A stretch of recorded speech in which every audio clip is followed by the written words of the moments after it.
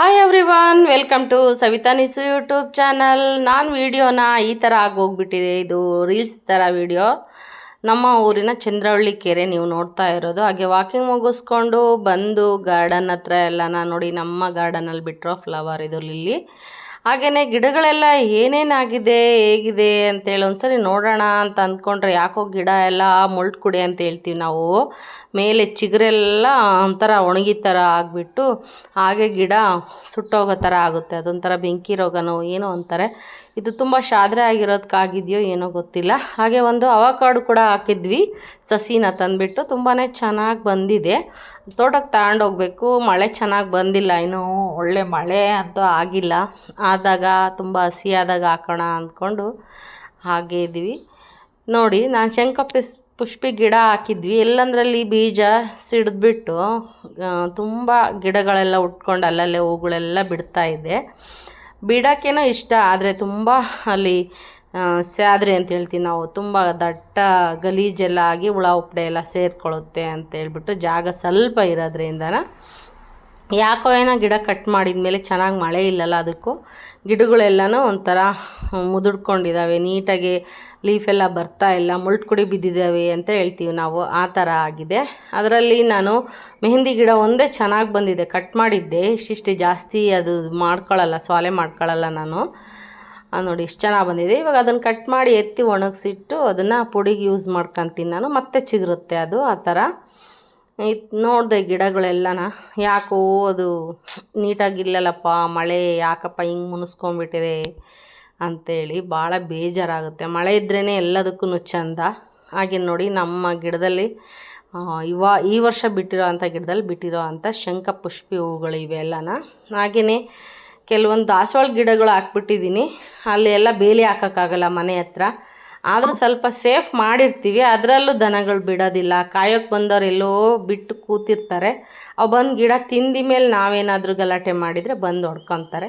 ಹಾಗೆ ನಾನು ಎಲ್ಲ ಕ್ಲೀನ್ ಮಾಡಿ ಕಟ್ ಮಾಡಬೇಕಿತ್ತು ಇನ್ನೊಂದು ಕೆಲವೊಂದು ಮರ. ಮೊಟ್ಟೆ ಎಲ್ಲ ಇಟ್ಟಿದೆ, ಹಂಗಾಗಿ ಅದು ಯಾವಾಗ ತೊಗೊಂಡೋಗುತ್ತೆ ಪಕ್ಷಿ, ಆ ನಂತರನೇ ಆ ಗಿಡನ ಕ್ಲೀನ್ ಮಾಡೋಣ ಅಂತ ಹಾಗೆ ಬಿಟ್ಟಿದ್ದೀನಿ. ಬನ್ನಿ, ಹಾಗೆ ಒಳಗೋದ್ರೆ ಒಂದು ಸಲಾಡ್ ಮಾಡಿದೆ. ಸ್ವಲ್ಪ ಇವತ್ತು ಸ್ಪೆಷಲ್ ಊಟ ಎಲ್ಲ ಇತ್ತು ಇವತ್ತು. ಹಂಗಾಗಿ ಸ್ಪೆಷಲ್ ಅಂದರೆ ನಾವು ವೆಜಿಟೇರಿಯನಲ್ಲಿ ಸ್ಪೆಷಲ್ ಅಂತ ಹೇಳಿದ್ರೆ ಅಂದ್ಕೋಬೋದು ನೀವು, ಸಿಹಿ ಅಡುಗೆ ಊಟ ಇತ್ತು ಇವತ್ತು. ಹಂಗಾಗಿ ನಾನು ಅದಕ್ಕೊಂದು ಕೋಸಂಬರಿ ಥರ ಮಾಡಬೇಕಾಗಿತ್ತು. ಅದಕ್ಕೆ ಇವತ್ತು ಕೋಸಂಬರಿ ಬೇಡ, ಇದು ಹೆಸರುಕಾಳು ಸಲಾಡು, ಫ್ರೂಟ್ಸು ಎಲ್ಲ ಹಾಕ್ಬಿಟ್ಟು ಮಾಡೋಣ ಅಂತ ಹೇಳ್ಬಿಟ್ಟು ಮೊಳಕೆ ಕಾಳನ್ನು ರಾತ್ರಿಯೇ ನೆನೆ ಹಾಕಿಟ್ಟಿದ್ದೆ. ಅದನ್ನೆಲ್ಲ ಬಸ್ತು ಹೊರಗೆ ತಗೊಂಡು ಸ್ವಲ್ಪ ಅದಕ್ಕೆ ಏನೇನೆಲ್ಲ ಯೂಸ್ ಮಾಡ್ತಾಯಿದ್ದೀನಿ ಅಂತ ಹೇಳ್ಕೊಡೋಣ ನಾನು ನಿಮಗೆ ಹೇಳ್ತಾ ಹೋಗ್ತೀನಿ. ಮೊದಲಿಗೆ ನಾನು ಒಂದು 7-8 ಗಂಟೆಗಳ ಕಾಲ ನೆನೆ ಇಟ್ಟಂಥ ಹೆಸರು ಕಾಳನ್ನು ಸೋಸ್ಕೊಂಡು ಅದನ್ನು ಹಾಕ್ಕೊತಾ ಇದ್ದೀನಿ. ತುಂಬಾ ಚೆನ್ನಾಗಿರುತ್ತೆ ಈ ಥರ ಸಲಾಡ್ಗಳು.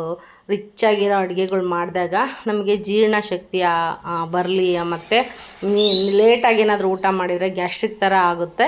ನಿಧಾನವಾಗಿ ಊಟ ಆದಾಗ ಯಾಕೆ ಕೋಸಂಬರಿ ಇಡ್ತಾರೆ ಫಂಕ್ಷನ್ಗಳಲ್ಲಿ ನಮ್ಮಲ್ಲಿ ಎಲ್ಲ ಅಂತ ಹೇಳಿದರೆ, ಫಸ್ಟ್ ಅದನ್ನು ತಿಂದುಬಿಟ್ರೆ ನಮಗೆ ಆ ಗ್ಯಾಸ್ಟ್ರಿಕ್ಕು ಆ ಥರ ಇದ್ದರೆ ಏನೂ ತೊಂದರೆ ಆಗೋಲ್ಲ. ಫಸ್ಟು ಕೋಸಂಬರಿ ತಿಂದುಬಿಟ್ಟು ಆಮೇಲೆ ಊಟ ಮಾಡಲಿ ಅನ್ನೋ ಉದ್ದೇಶದಿಂದ ಕೋಸಂಬರಿ ಅನ್ನೋ ಕಾನ್ಸೆಪ್ಟನ್ನು ಇಟ್ಕೊಂಡಿದ್ದಾರೆ. ಹಾಗೆ ನಾನು ಹೆಸರು ಕಾಳಿಗೆ ಒಂದು 1/4 kg ದಾಳಿಂಬೆನ ಬಿಡಿಸಿಟ್ಕೊಂಡಿದ್ದೆ. ಹಾಗೆ ಒಂದು 1/4 kg ದ್ರಾಕ್ಷಿ ಕೂಡ ಇಟ್ಕೊಂಡಿದ್ದೆ. ಜೊತೆಗೆ ಒಂದು ಹಿಡಿಯುವಷ್ಟು ಸ್ವೀಟ್ ಕಾರ್ನು ಕೂಡ ಸೇರಿಸ್ತಾ ಇದ್ದೀನಿ ಇಲ್ಲಿ. ಇದಷ್ಟು ಹಾಕಿ ಜೊತೆಗೆ ಒಂದು ಕ್ಯಾರೆಟ್ ತುರಿನೂ ಕೂಡ ತೊಗೊಂಡಿದ್ದೀನಿ, ಅದನ್ನು ಕೂಡ ಇಲ್ಲಿ ಸೇರಿಸ್ತಾ ಇದ್ದೀನಿ. ಇಲ್ಲಿ ಯಾವುದೇ ರೀತಿಯಾದ ಈರುಳ್ಳಿಯನ್ನು ನಾನಿಲ್ಲಿ ಬಳಸ್ತಾ ಇಲ್ಲ. ಈ ಥರ ಸಲಾಡ್ಗಳಿಗೆಲ್ಲ ಈರುಳ್ಳಿ ಹಾಕಬಾರ್ದು, ನೀರು ಹೊಡೆಯುತ್ತೆ ಮತ್ತು ಸ್ಮೆಲ್ ಆಗುತ್ತೆ, ಚೆನ್ನಾಗಿರೋದಿಲ್ಲ. ಹಾಗೆಯೇ ಅದಕ್ಕೆ ಸ್ವಲ್ಪ ಹೆಚ್ಚಾದಂಥ ಹಸಿ ಕಾಯಿ ತುರಿನೂ ಕೂಡ ಇಲ್ಲಿ ಬಳಸ್ತಾ ಇದ್ದೀನಿ. ಒಂದು ಫುಲ್ ಇಡೀ ಕಾಯಲ್ಲಿ ಒಂದು ಸ್ವಲ್ಪನೇ ಮಿಕ್ಕಿಸ್ಕೊಂಡು ಇನ್ನು ಮಿಕ್ಕೆಲ್ಲ ಕಾಯನ್ನು ಹಾಕಿ ನಾನು ಅದಕ್ಕೆ ಕುಡಿಸ್ತಾ ಇದ್ದೀನಿ. ತುಂಬ ಟೇಸ್ಟಿಯಾಗಿರುತ್ತೆ ಮತ್ತು ಎಲ್ಲರೂ ಕಲರ್ಫುಲ್ಲಾಗಿರೋದ್ರಿಂದ ಮಕ್ಕಳು ಕೂಡ ಚೆನ್ನಾಗಿ ತಿಂತಾರೆ. ನಮಗೂ ಕೂಡ ಹೆಲ್ದಿಯಾಗಿರುತ್ತೆ, ರುಚಿಯಾಗೂ ಇರುತ್ತೆ. ಹೊಟ್ಟೆ ತುಂಬ ಅದನ್ನೇ ತಿನ್ನಬೇಕು ಅನಿಸುತ್ತೆ ಒಂದೊಂದು ಸರ್ತಿ. ನಾನಿಲ್ಲಿ ಯಾವುದೇ ರೀತಿಯಾದಂತಹ ಖಾರಕ್ಕೆ ಹಸಿಮೆಣ್ಸಿನ್ಕಾಯಿಯನ್ನು ಯೂಸ್ ಮಾಡಲ್ಲ. ಯಾವುದೇ ಕೋಸಂಬರಿ ಮಾಡಿದರೂ ನನಗೆ ತಿಳಿದ ಮಟ್ಟಿಗೆ ತುಂಬ ವರ್ಷಗಳಾಯಿತು. ಮೊದಲೆಲ್ಲ ಹಸಿಮೆಣ್ಸಿನ್ಕಾಯಿ ಹಿಂಗೆ ಹಾಕ್ಬಿಡ್ತಾಯಿದ್ವಿ. ಆದರೆ ಇತ್ತೀಚೆಗೆ ಬರ್ತಾ ಒಂದು ಸ್ವಲ್ಪ ಈಗ ಒಂದು 10-12 ವರ್ಷದಿಂದ ನಮ್ಮ ಮನೆಯವ್ರು ಏನು ಹೇಳಿದರು ಒಂದು ಸರ್ತಿ ಅಂತ ಹೇಳಿದ್ರೆ ನನಗೆ, ಹಸಿಮೆಣ್ಸಿನ್ಕಾಯಿ ಹಾಕಬೇಡ, ಬಾಯಿಗೆ ಸಿಕ್ಕಾಗದು ಖಾರ ಘಾಟ್ ಜಾಸ್ತಿಯಾಗಿ ಗ್ಯಾಸ್ಟ್ರಿಕ್ ಆಗಿಬಿಡುತ್ತೆ ಅಂತೇಳಿ. ಆವಾಗಿಂದ ನಾನು ಹಸಿಮೆಣ್ಸಿನ್ಕಾಯನ್ನ ಹಾಕ್ತಾಯಿಲ್ಲ. ಹಾಗೆಯೇ ಒಂದು ನಿಂಬೆಹಣ್ಣನ್ನು ಇಲ್ಲಿ ಹಿಂಡ್ತಾ ಇದ್ದೀನಿ ಇದಕ್ಕೆ ಹುಳಿಗೋಸ್ಕರ. ಜೊತೆಗೆ ಸ್ವಲ್ಪ ರುಚಿಗೆ ಉಪ್ಪನ್ನು ಕೂಡ ಸೇರಿಸ್ತಾ ಇದ್ದೀನಿ. ಖಾರಕ್ಕಾಗಿ ನಾನು ಇಲ್ಲಿ ಪೆಪ್ಪರ್ ಪೌಡ್ರನ್ನು ಒಂದು ಅರ್ಧ ಟೇಬಲ್ ಸ್ಪೂನಷ್ಟು ಯೂಸ್ ಮಾಡ್ತಾಯಿದ್ದೀನಿ. ಇದು ಏನೋ ಶೀತ ಏನಾದರೂ ಆಗೋದಿದ್ರೂ ಅದನ್ನು ಅವಾಯ್ಡ್ ಮಾಡುತ್ತೆ ಮತ್ತು ಟೇಸ್ಟಿಯಾಗೂ ಇರುತ್ತೆ ಮತ್ತು ಆರೋಗ್ಯಕ್ಕೂ ತುಂಬ ಒಳ್ಳೆಯದು ಅಂತ ಹೇಳ್ಬಿಟ್ಟು ನಾನು ಪೆಪ್ಪರ್ ಪೌಡರನ್ನು ಅಂದರೆ ಕರಿಮೆಣಸು ಪುಡಿಯನ್ನು ಇಲ್ಲಿ ಹಾಕ್ತಾಯಿದ್ದೀನಿ. ಬನ್ನಿ ಇದೆಲ್ಲ ಹಾಕಿದ್ದಾಯಿತು. ನಂತರ ನಾನು ಇದಕ್ಕೊಂದು ಮಿಕ್ಸ್ ಕೊಡ್ತೀನಿ, ಅಂದರೆ ಮಿಕ್ಸ್ ಮಾಡ್ತೀನಿ. ನೋಡಿ, ಮಿಕ್ಸ್ ಆದ ನಂತರ ಈ ಥರ ಆಗುತ್ತೆ. ಎಲ್ಲನೂ ಕೂಡ ನೀಟಾಗಿ ಒಂದು ಥರ ಎಲ್ಲನೂ ಮಿಕ್ಸ್ ಮಾಡಿ ನೋಡಿ, ಇವಾಗ ತಿನ್ನೋದಕ್ಕೆ ಇದು ರೆಡಿ ಆಯಿತು. ಸ್ವಲ್ಪ ಹೊತ್ತು ಎಲ್ಲ ಮಿಕ್ಸ್ ಮಾಡಿ ಎತ್ತಿಟ್ಟು ಆ ನಂತರ ನಾವು ತಿಂದರೆ ಎಲ್ಲ ಹೊಂದ್ಕೊಂಡಿರುತ್ತಲ್ಲ, ಉಪ್ಪು ಖಾರ ಹುಳಿ ಎಲ್ಲನೂ ತುಂಬಾ ಟೇಸ್ಟಿಯಾಗಿರುತ್ತೆ. ಈ ಥರ ನಾನು ಸಲಾಡನ್ನು ಮಾಡ್ತೀನಿ.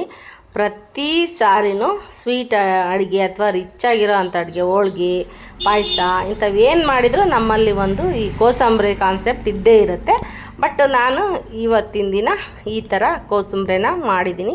ತುಂಬಾ ಚೆನ್ನಾಗಿರುತ್ತೆ. ಅದ್ರಾಗೂ ಮಾರ್ನಿಂಗು ಡಯಟ್ ಕಾನ್ಷಿಯಸ್ ಇರೋರು, ಆಮೇಲೆ ವೆಯ್ಟನ್ನು ನಾವು ಕಮ್ಮಿ ಮಾಡ್ಕೋಬೇಕು ಅಂತ ಇರೋರು ಈ ಥರ ಒಂದು ತಿಂಡಿಯಾಗೂ ಕೂಡ ಇದನ್ನು ಬಳಸ್ಬೋದು. ಬನ್ನಿ, ನಾನು ಆಗಲೇ ಹೇಳಿದೆ ನಾನು ಚಂದ್ರವಳ್ಳಿ ಕೆರೆ ಅಂತೇಳಿ. ನೋಡಿ, ಈ ಮಟ್ಟಕ್ಕೆ ಈ ಮಳೆ ಇಲ್ಲದೇ ಇದ್ರೂ ನೀರಿದೆ. ಆದರೆ ಈ ವರ್ಷ ಮಳೆ ಬರದೇ ಇದ್ದರೆ ತುಂಬ ತೊಂದರೆ ಆಗುತ್ತೆ. ಹಾಗೆಯೇ ಅಲ್ಲಿರ್ತಕ್ಕಂಥ ಅಲ್ಲಿ ಕೆಲವೊಂದು ಫ್ಲವರ್ಸ್ ಕೂಡ ಹಿಡಿದೆ. ಹಾಗೆ ಮಗಳು ಮತ್ತು ನನ್ನ ಮಾವನ ಮಗನೂ ಕೂಡ ಬಂದಿದ್ದ. ಜೊತೆಗೆ ಅವರೂ ಕೂಡ ಕೆಲವೊಂದು ಪಿಕ್ಚರನ್ನು ಈ ಥರ ಮಾಡ್ಕೊಂಡಿದ್ದಾರೆ. ಇಷ್ಟು ಹೇಳ್ತಾ ನಾನು ವಿಡಿಯೋನ ಮುಗಿಸ್ತಾ ಇದ್ದೀನಿ. ಬಾಯ್, ಮತ್ತೆ ಸಿಗೋಣ.